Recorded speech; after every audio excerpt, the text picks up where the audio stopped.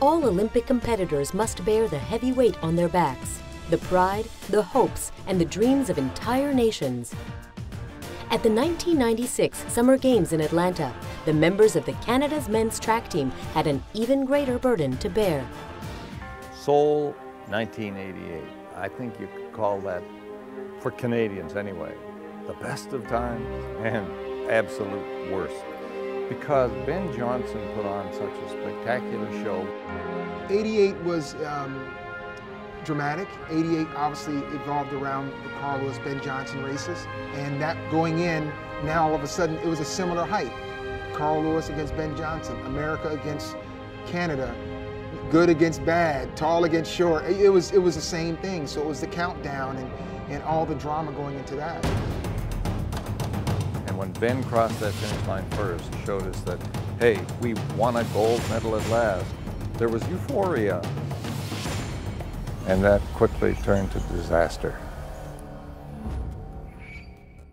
Almost a decade later, at the Atlanta Games, the shadow of Seoul still lingered. We want to put Canada back on the map. It's unfortunate what happened, and we were like, we're gonna do it. We're gonna do it clean. We're gonna show it to everybody that it's possible to do it clean, and that was our mission. Representing Canada was always a dream of mine. At that moment, I wanted to restore Canada's pride. The Canadian 4x100 relay team of Donovan Bailey, Robert Esme, Glenroy Gilbert, Bruni Surin, and Carlton Chambers were determined to succeed. The Canadian people knew that we had a chance to win.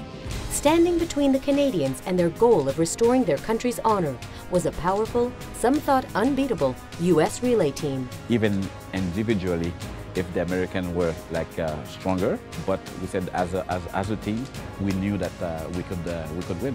But the American relay teams had absolutely dominated the event for over a decade, winning gold and breaking records throughout the 80s and early 90s. The U.S. always coming firing on all cylinders, and I feel like we had the best team coming in from 94 winning, 95 winning.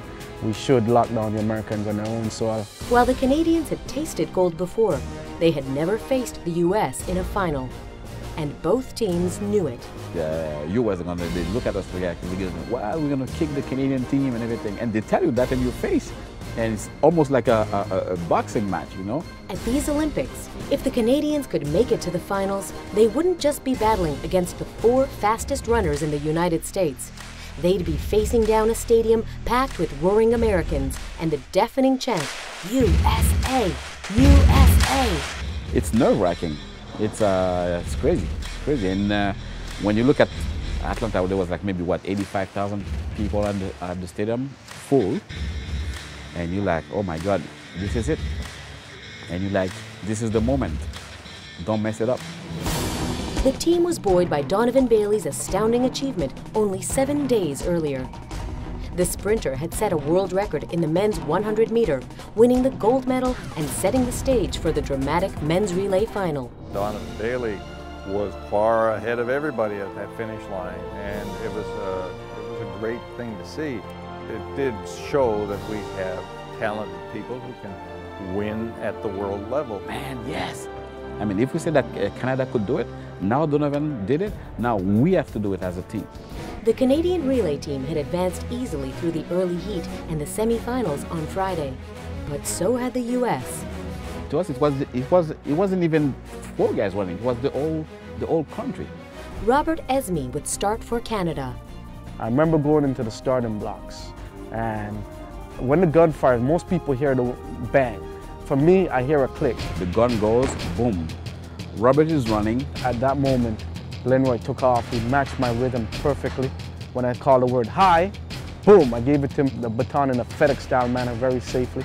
And he grabbed it, took it out of my hand, and going down the backstretch. So now my only focus was to check the mark when Glenroy is coming. He grabbed the baton, and I'm watching him up on the jumbo screen, and he's just motoring it. As I'm running, I don't feel anybody. I'm still focusing. So on the turn, I just take just a glimpse. I didn't turn my head, just, okay, well, there's nobody there. So as soon as I finished the turn, US wasn't there. Pass it to Donovan. I just knew it. I just 20 meters out, putting his hand in victory. I was like, yes, we did it, we did it. That was a fantastic moment. It was also a fantastic moment for Canada. And I saw some, maybe one Canadian flag there, hey, Canada! But the whole stadium was like shocked. Donovan Bailey had crossed the finish line well ahead of the competition at 37.69 seconds. It was like brotherhood. That's what we had. And I think that's what versus the US, for my opinion, didn't have. I felt that dreams can come true. That moment, I look at the flag, the Canadian flag, the national anthem. I remember when I started, and you can do whatever you want, but you have to put on the work. That's it.